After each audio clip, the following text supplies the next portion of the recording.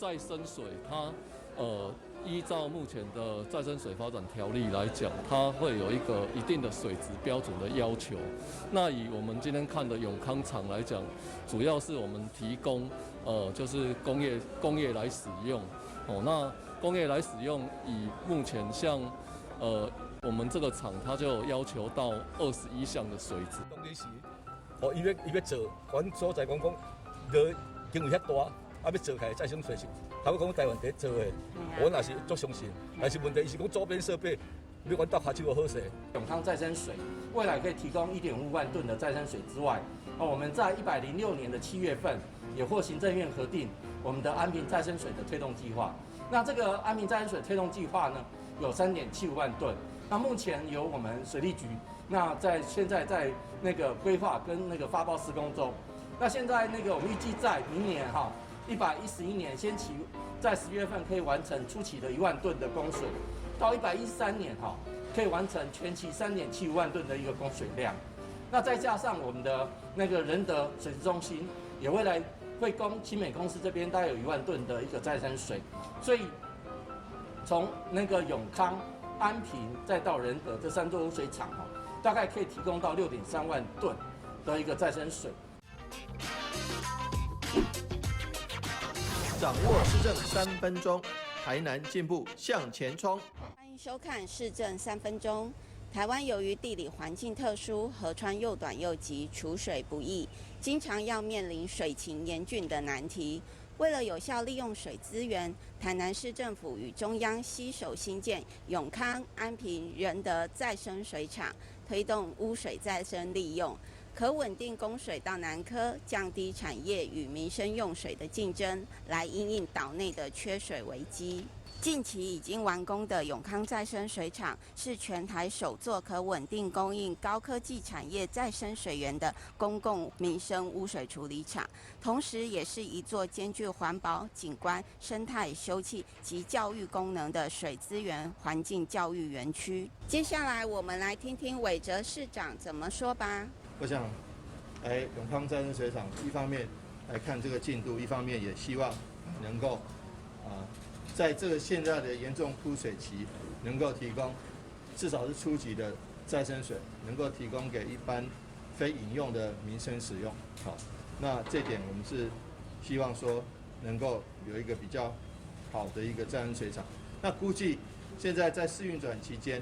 一天能够提供2500吨，好，然后接下来的目标是一天能够8000吨，好，那这个水质的部分现在还在做调控的动作，也就是说，将来如果调得比较好的话，那可以使用一个，甚至可以提供高科技厂，它的一个对水质的要求。那至少现在对于民生非饮用的民生用水，基本上是可以使用。接下来请收看中嘉新闻。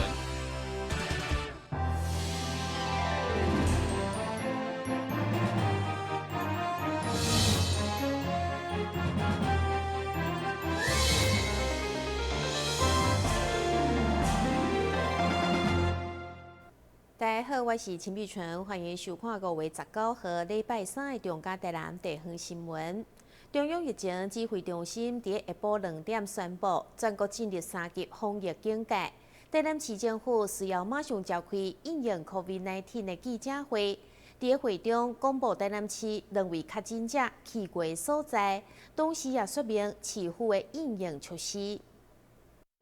针对全国疫情升到3级警戒。台南市政府也推出应变措施，包含加强无挂喙安执法，进行全市大清消，以及甲行政院公布实施简讯实联制等应应措施。3级疫情防疫警戒，我们有几项措施跟各位报告，包括戴口罩的。第二点要跟各位报告，因为早上唐凤政委已经这个宣布有这个有 QR code 可以全国通用的。那事实上，台南市超前部署，我们已经开始台南市的铁公路、高铁的场站还有台南市的市政府的转运站，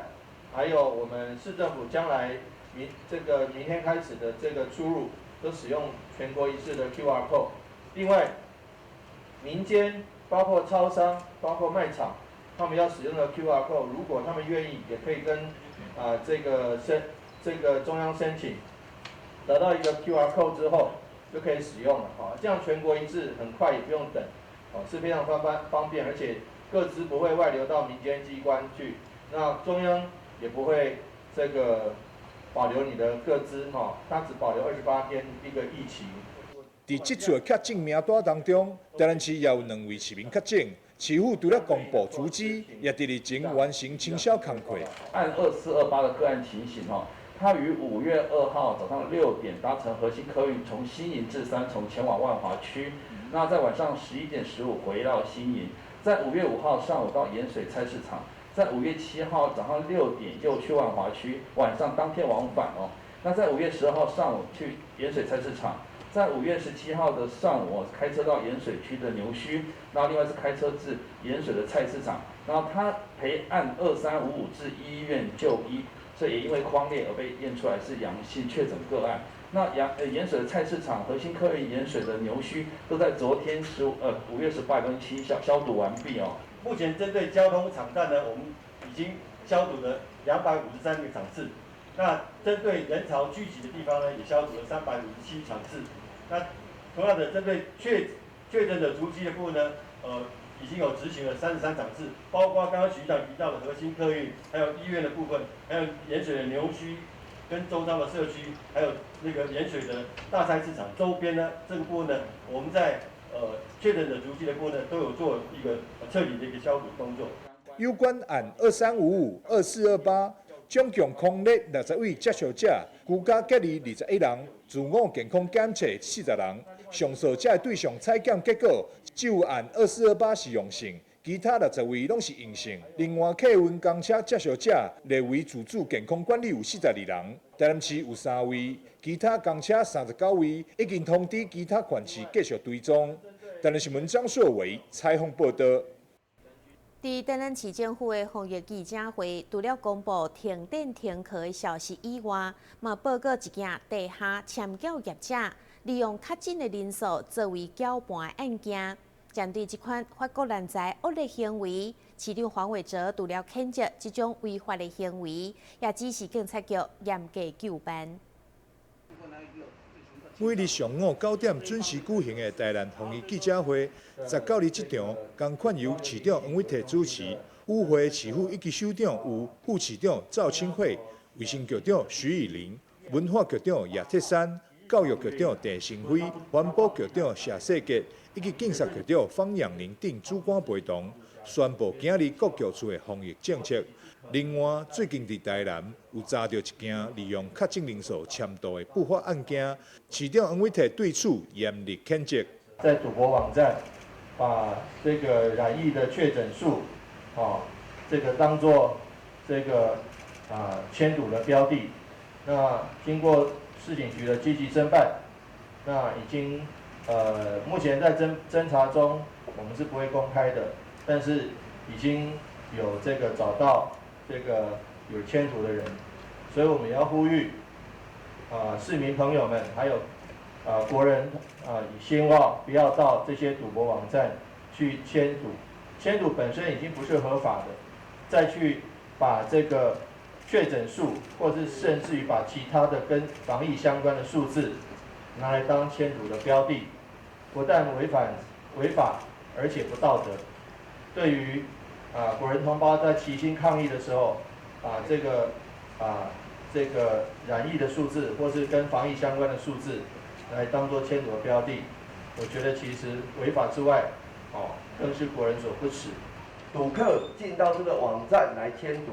然后把它截图抛在这个赖的群组，所以我们同时也要追究这个赌客有没有散布不实消息的这一个犯罪嫌疑。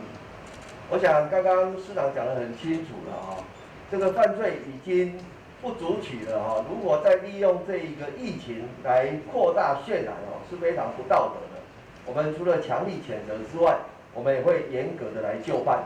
台南市警察局再次呼吁不孝人士千万唔通伫新冠肺炎疫情严峻时期，利用较正人数的话题开设赌盘。警方也持续加强稽查，也鼓励民众爱踊跃检举这类不法的博缴行为。台联新闻张硕伟采访报道。全国各级学校为5月19号开始停课到28号，同时改用线顶学习，强调停课无停学。东区复兴国小依照过去演练的经验，上午首次进行线顶直播教学，学生透过网络互动学习，上线比例算是真高。因应疫情，政府紧急宣布19号开始停课的第一天，最出关键就是停课无停学，改用线顶学习。当记者来到东区复兴国小，校长坦承时间上赶，确实是真大挑战。原本爱先半点课程加网络识别状态，预计上紧20号才当线顶直播。不过因为过去拢相关演练，所以第一天老师一早上国语课已经克服科技的问题，顺利进行。全班27位有24个上线，包括老师无多照顾过来学校的学生，拢是初体验。师生透过网络互动学习，相当热烈。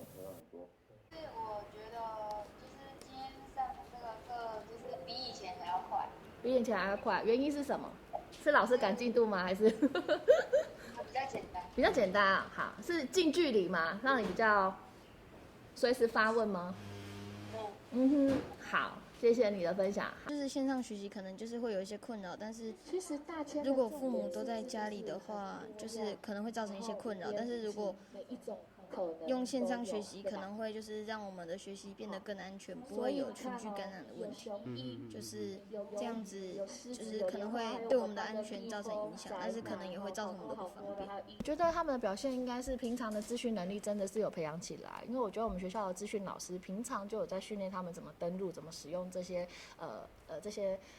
这些平台。所以其实孩子们在上线的部分，我觉得今天的那个顺畅度是非常好。第二部分，其实我一直都有预备停课不停学这件事情，所以他们用这些界面，在上学期其实就一直让他们去练习了。对，所以今天第一次24个人这样上线，我觉得是非常的感谢家长还有孩子们的配合。参照疫情这款无确定性的突发状况，学校对开设线顶直播应变来看，算是顺利过关。学生甚至认为不止方便，比较较专心，而且当第一时间解答学生的问题。以复兴国小为例，停课第一天，老师差不多拢照顾来掌握学生伫线顶学习的状况甲面临的困难。学校卖伫家长会资源甲动用教育的资源来确保停课无停学。面对昨天我们教育部统一全国来做停课这一件事情呢，虽然有点仓促，可是我们因为在去年的时候呢，我们全台南市都有针对这个一个线上教学在家自学的这样一个状况来做一个演练，所以我们学校对这样一个状况的一个处理呢，也很快的做了一个决策哈。那针对老师的一些课程，还有线上的设备的资讯的一个状况能力，还有我们一些学生的一个线上账号的一个盘点，我们也马上做一个确认。那老师的一个课程的一个准备跟相关的一些课程的一个指派，也能够迅速来完成。虽然只有在2个小时不到的时间里面，可是我们很快来做一个完成。那今天早上我们做一个在全校老师的一个会议里面分流来做开会。那开会完之后也在做一个确认跟准备，那也让孩子在跟家长之间在家里不要因为课程的一个学习呢来受到一个中断的质疑哈。那让孩子的学习没有中断，希望这一次的疫情呢能够顺利的一个度过。学校表示，伫课程以后，学生若果无明白，日后买当透过课程辅导团来检验学习的成果。但新闻顾问及林根、刘品言采访报道。休困者马上转来新闻现场。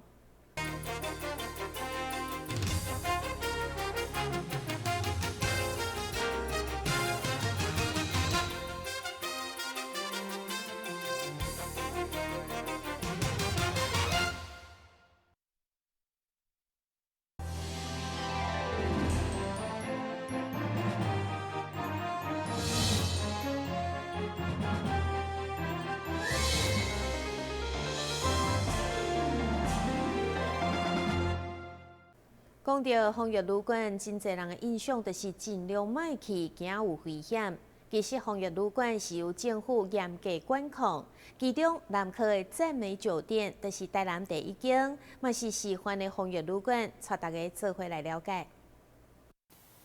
因应所有对外国入境的拢需要进行居家检疫14天，这是为伫善化的南科赞美酒店，因为总经理对政府防疫管制信心，甲一份社会责任的坚持，说服老一辈对去年5月就投入防疫旅馆的行列。虽然坦诚初期因为民众无放心大房受影响，不过后来就相当稳定，除了成为台南第一间示范防疫旅馆，甚至成为全台湾同时拥有安心旅游加防疫旅馆的酒店。我们最主要是卫生局给我们的所有的资源跟所有的协助，其实是非常完善的。那不只是从国外学进来的，或者是说自己在这边因为台湾的风土民情而更变的一些的设施，其实是非常的充足，包含了检查方面，还有所有的设定方面。监视系统上面，我们其实他们都有非常标准的一套的流程，让我们去因应，并且去防范这样子的疫情。所以在污名化的当下，我们知道我们自己是做对的事情的时候，其实我们不害怕，尤其是又有那个卫生局这边在帮我们做后盾。这栋独立的空间，就是收治需要居家检疫旅客，包括出入的动线、处理清消废弃物的空间，会当远端监控的监视器，以及规身躯专业防护人员甲配备，这拢是酒店愿意挺身而出，开设48间床位，配合政府用严格流程所导致的成果。当初其实我们在设立这个检疫旅馆的时候，卫生局给我们开了几个条件。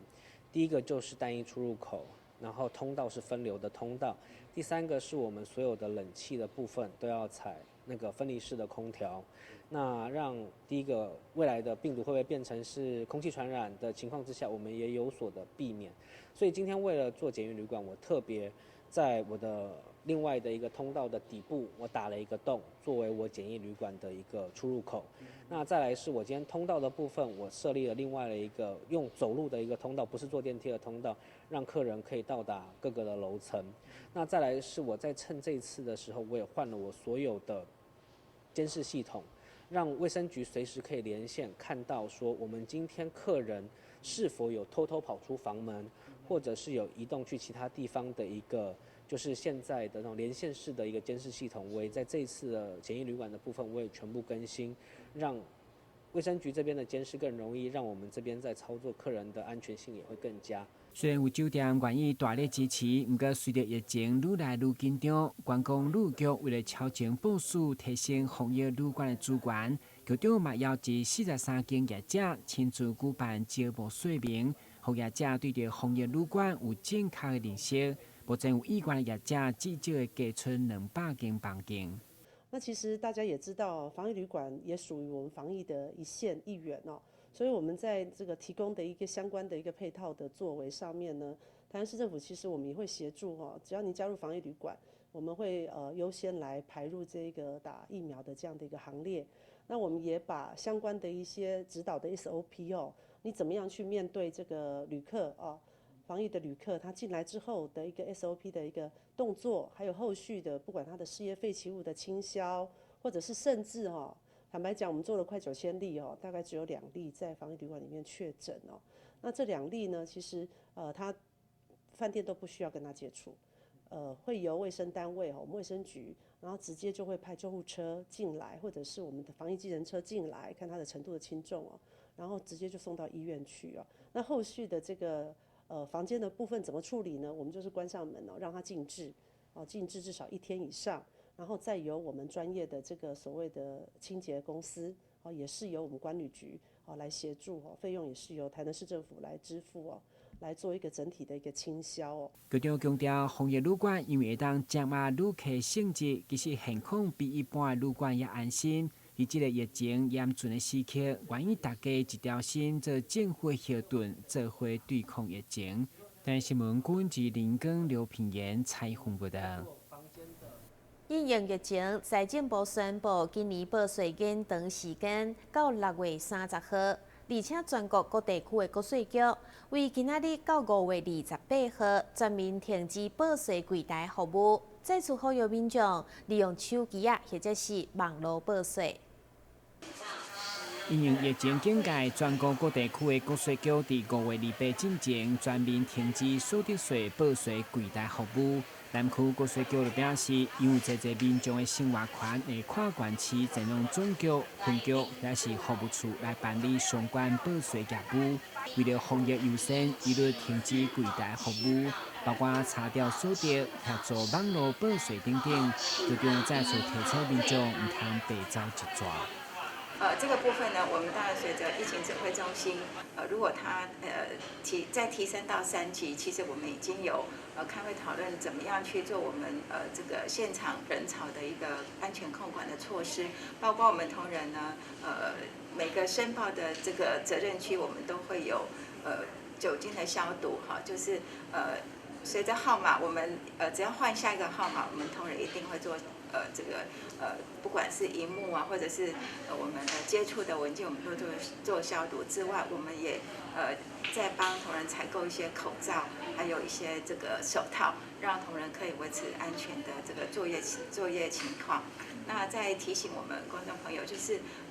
还是鼓励大家不要来国税局完成申报，你只要在国税局以外的场所完成网络申报，或者是税额试算回复确认的。如果你是退税的民众，那么我们依然可以让你适用第一批，也就是在7月底就完成退税的这个作业。因应疫情，今年报税延到6月30，南区国税局嘛呼吁民众为了保护家己，嘛保护别人，也是请民众伫疫情期间要用手机或者是网络报税，降低人群接触风险。大家都知道疫情的严峻，大家也尽量少出门哈，可以减少群聚的这个风险。那鼓励大家还是可以使用我们的手机来完成你的报税，因为手机报税它非常的简便，而且花费的时间也非常的短，所以特别提醒我们观众朋友能够使用手机报税。那在这里要特别提醒的是，我们随着我们延长1个月的期间，说我们加班收件的时间也有更改，更改为6月24号、6月25号，还有6月28、29、30这5个时间的中午加班。那当然6月30最后一天，我们还是延长到晚上7点来加班收件。为了避免接触风险，不管是综合所得税，或是营业所得税申报，已经延长到6月底。不过，国税局也是呼吁民众尽量伫5月底完成，避免因临时延长报税，造成原本较快条码过期，需要重新申请等问题。台新闻综合采访报道。新闻最后，赶快来关心气象。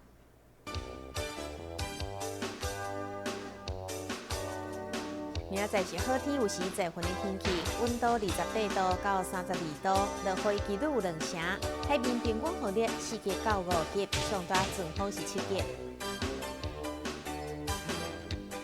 感谢你收看5月19号的中嘉台南地方新闻，我是陈碧泉，咱再会。